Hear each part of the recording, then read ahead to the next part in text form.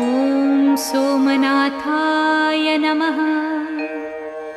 ॐ मल्लिकार्जुनाय नमः। ॐ महाकालेश्वराय नमः। ॐ ओंकारेश्वराय नमः। ॐ वैद्यनाथाय नमः। ॐ भीमशंकराय नमः।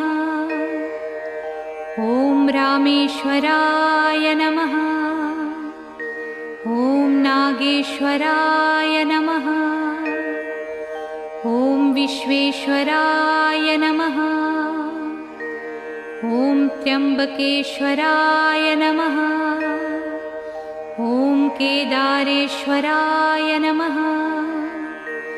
ॐ भुस्मेश्वराय नमः।